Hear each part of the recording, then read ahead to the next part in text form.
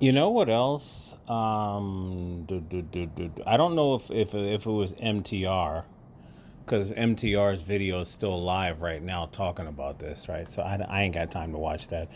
But I think it was MTR where he said that he's going over his Twitter, and Aaron is going back and forth with these feet. Why y'all brothers got to stop this, man? Y'all brothers, and he told him that he needed to stop explaining this to him. Stop constantly explaining to them. And he's probably doing it in the same style that he did it on the show. Hey, Queen, I wasn't trying to disrespect nobody. I was just trying to stand up for myself. The brothers got to let it go. The brothers got to let it go, man. How much more can I say? Why do you, just like the brother here said, and I agree with him. He said, like I said before, the problem is males and they are enablers of Keisha. That is exactly, you keep dealing with them. Y'all keep doing this. And watch. This guy at this point is pretty much world famous because everybody's watching these balloon pop shows all around the world. They got a whole Jamaican balloon pop show. They got a UK balloon pop show. So, you're going to start seeing Hispanic balloon pop shows because this is not syndicated. Everybody's just making this for YouTube. And everybody knows about this situation. So if you black American males, I'm gonna do my final warning to you. If you still go on this show, and if something happens to you, I will not do a GoFundMe. I will not make a video talking about you. I will act like you do not exist. Because the balloon pop show is a humiliation ritual. That's exactly what it is. You really need, I want you to, this is a deep topic. This is a deep, very, very complex topic. Humiliation ritual. I want you on your own time to type in humiliation ritual. This is real. This is real. And in the case of that show, the host may be laughing and no, okay, we'll move on. No, no, no. I feel that the show is sinister. I feel that the show is sinister. And I feel that the show was designed to humiliate black men on the global stage. I really, really, really do believe this. There was a scene where he was talking, Aaron was talking to the real skinny black female, and they had a little back and forth, and she goes, "Get him out of here, get him out of here." And then the host goes, "Okay, let's move on." You see, it's like they show the world that they are our masters, and they show the world that they are our emasculators, and they've showed the world what a humiliation ritual looks like. You know you're down bad when your woman disrespects you on the global stage. This is how serious this is. This is more deeper than even I imagine. This is a humiliation ritual, and this is an initiation. Oh, there's lots of initiations.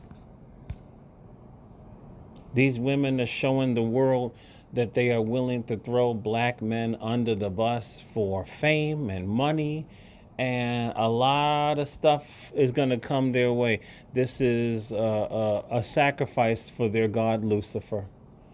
Go ahead, destroy a black man, and I'll give you this and I'll give you that. This is exactly what this is all about.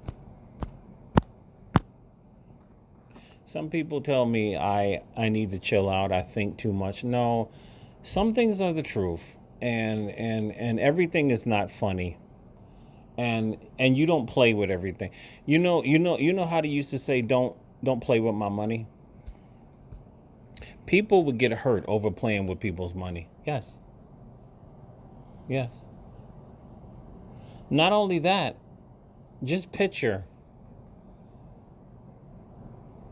this gentleman's see, because first of all, unemployment is not automatic, people. It's not.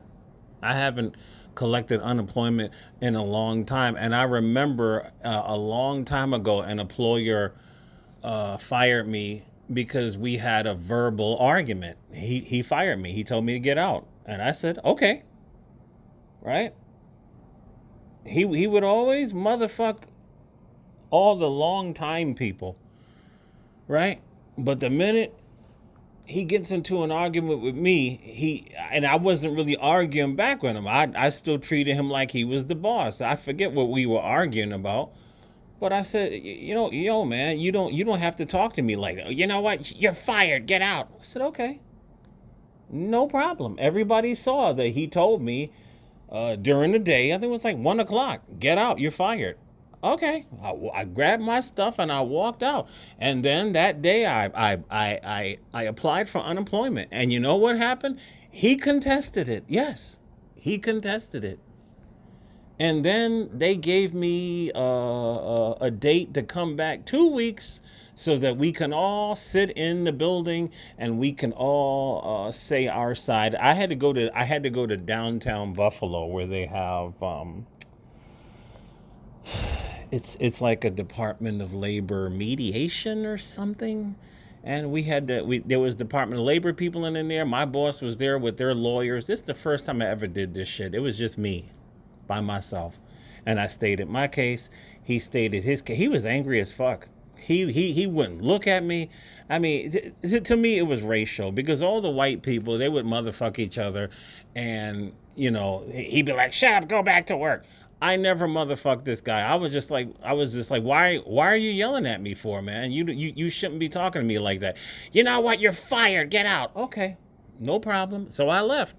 And I showed up at the meeting. I stated my case. I said, you know what? He yelled at all these other employees. I didn't say white people. I said he yelled at all these other employees, and everybody else went back to work. He yelled at me. All I told him was, you don't have a right to yell at me like this. And he said, whatever, get out. You're fired. And they were like, really? And they asked him. They said, is that what happened? He says yes. And he goes, okay, sir, talking to me, he goes, you are guaranteed your unemployment and everybody have a nice day. And he was fuming and he fucking stormed out of the office. So this man may go through that.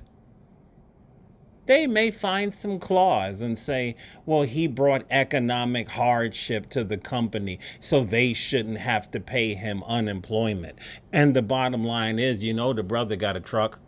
The brother got a house. He's got all kind of other bills. So how long do you think 100,000 will last when you don't start collecting unemployment immediately? No state does this. No state does it. And even if he was collecting unemployment,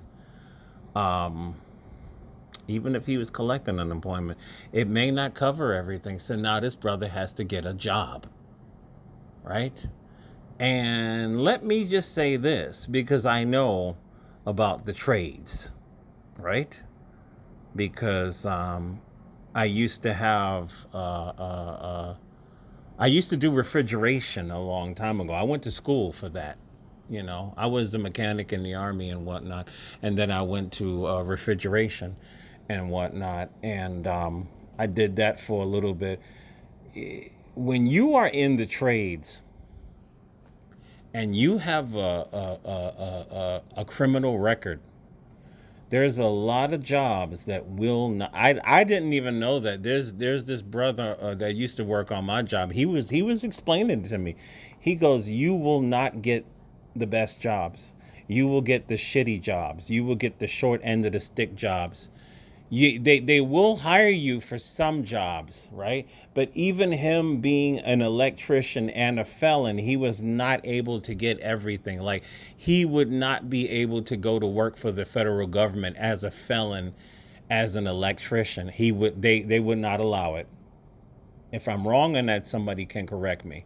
But he told me that he was like, I couldn't work for the federal government as an electrician because he went to prison for 10 years, this brother on my job, but he became an electrician, right?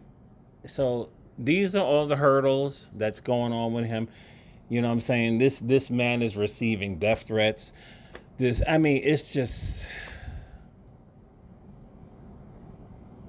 what a shit show. Look at how we destroy each other. And then these same black women will be talking about white supremacy and these racist white cops are killing our people. And look at what they're doing to this brother right here. Look at what they're doing here, man. The year ain't even over yet, and this nonsense and this garbage. What a damn shame.